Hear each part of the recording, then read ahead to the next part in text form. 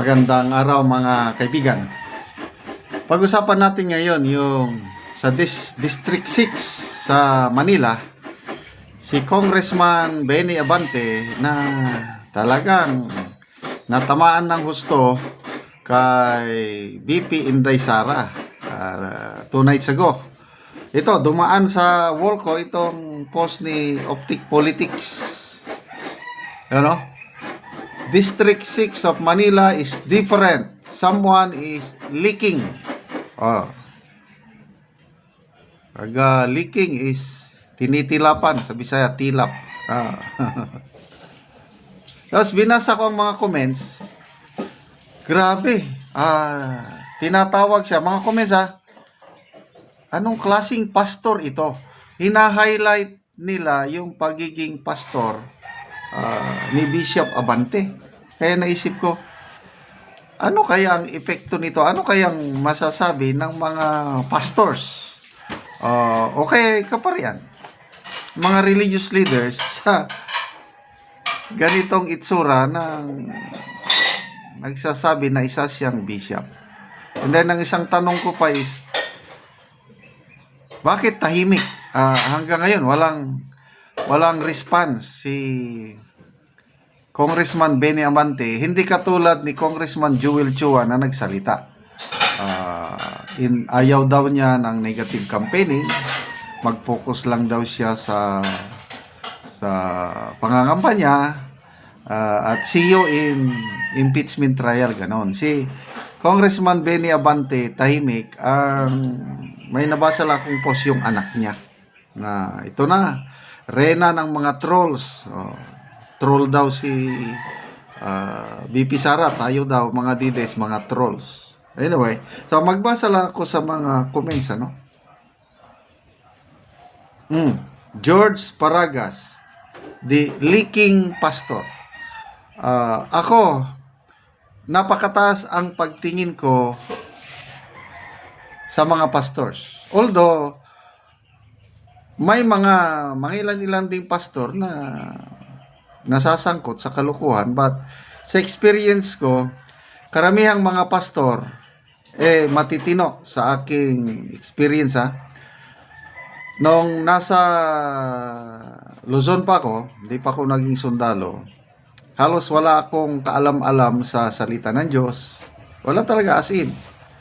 Ang pagiging Kristiyano ko nung hindi pa ako nagsundalo, nasa Luzon pa ako, KBL.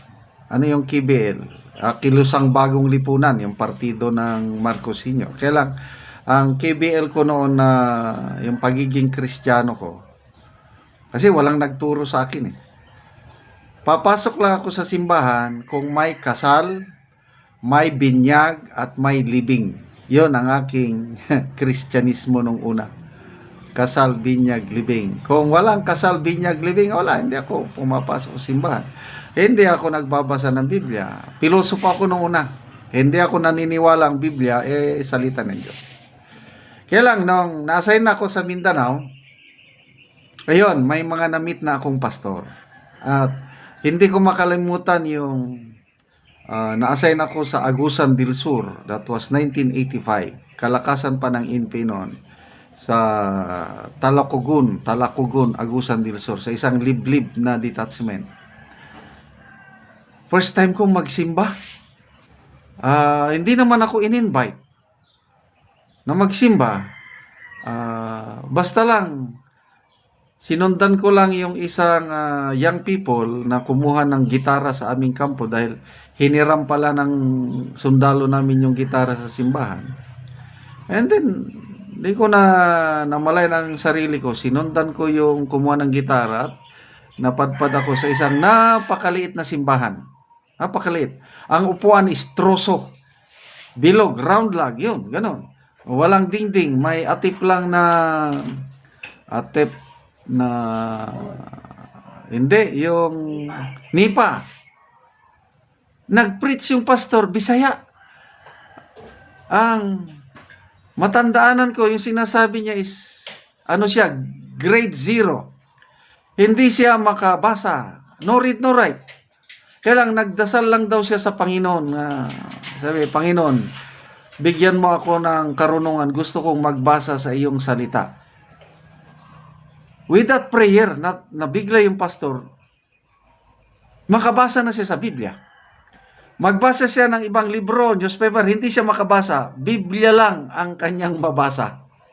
So, una kong pagsimba sa Mindanao yun sa isang maliit na simbahan. Nag-preach yung pastor, Bisaya, hindi pa ako makaintindi ng Bisaya. Nagtataka ako dahil natagbaw kung sa Bisaya. I was so fulfilled. Happy ako na nakinig sa preaching ng grade 0 na pastor. And since that time on, gusto ko nang magsimba. So, yun ang experience ko na may mga pastor sa mga liblib na lugar na halos pudpud na ang sapatos, walang makain, kawawang-kawawa, kaya lang nagsusupport, nagtuturo. Yun ang mga pastor na na talagang matitinong pastor. Kaya lang, yun na nga, may mga buluyagun din na pastor. At ito, naawa na lang ako dito sa mga comments na tinatawag nila yun, pastor impostor. Sabi dito, ay nako, daming nadamay na pastor. Impostor yan, hindi yan tunay na pastor. Hindi dapat ang pastor pumasok sa politika. Iba ang gawain ng tunay na pastor. Agree ako niyan. Dapat ang pastor huwag pumasok sa politika. Kaya nga tinawag kang pastor para feed my flock, sabi ng Panginoon. Peter, do you love me? Yes, Lord. Feed my love.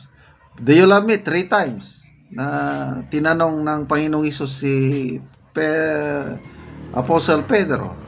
Every time na say, yes, Lord, I love you. Feed my love. So, feed my sheep. Ang trabaho ng pastor, ministro o pare is turuan ang mga Kristiyano na sumunod sa kalooban ng Diyos. Kaya lang kung nasa politika, alanganin na yan. To me, never. Yan ang may mga naghihikayat sa akin paminsan-minsan na bakit hindi ka nalang kakandidatong politiko. Kasi itong pagtulong natin sa mga mahirap sa tribo, mas marami daw akong matulungan kung maging mayor ako ba o pumasok sa politika. Sabi ko, hindi mo naman kailangan pumasok sa politika kung gusto mong tumulong. Kahit anong kalagayan natin sa buhay, pwede tayong makatulong. Tingnan nyo ang ating vlogging journey. Kayo, nanonood kayo, may income tayo. Di nakakatulong tayo sa tribong Talandi. So, ganun po yun. So, salamat sa inyong panonood sa ating channel. Yun na nga, ang sweldo natin dito is nakakatulong tayo sa tribong Talanding ng Bukidnon. Namimigay tayo ng yero at pako para maayos o makapagpatayo ng bahay yung mga walang bahay. Maraming mga Talandig kinasal na, nakikitira pa rin sa kanilang mga parents. Kaya sabi ko, priority yung mga nakikitira, bigyan ng yero at pako para magtayo ng panibagong bahay. Yun namang sira-sirang bahay, yan, bigyan namin ng yero at pako, maraming kahoy sa bundok, ipatayo nila ang bagong bahay o repair ang bahay. So, panoorin nyo ang video na ito. Karon mo na pod ni ang balay nga among bisitaon nga katumbahon na gyud.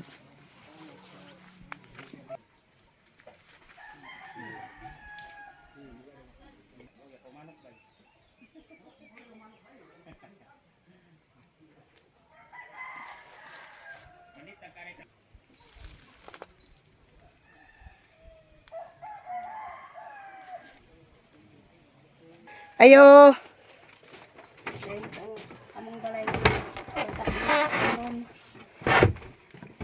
Maingod to. Maingod to sa Kung karon mo na ni ang ilang atop nga kawayan nga lata na gid kaayo. salamat sa Ginoo ug nagtanaw sa video. Sila.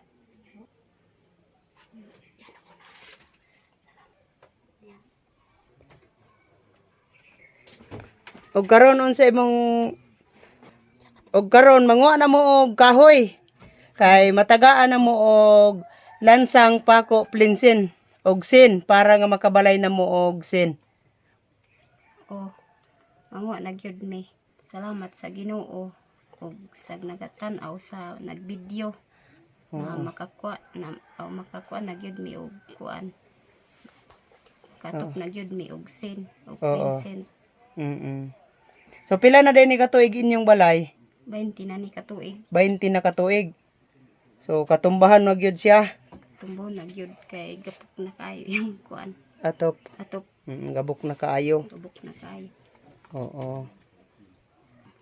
Salamat pod og sag nag-exposure ani. Oo. So salamat kayo. Salamat sa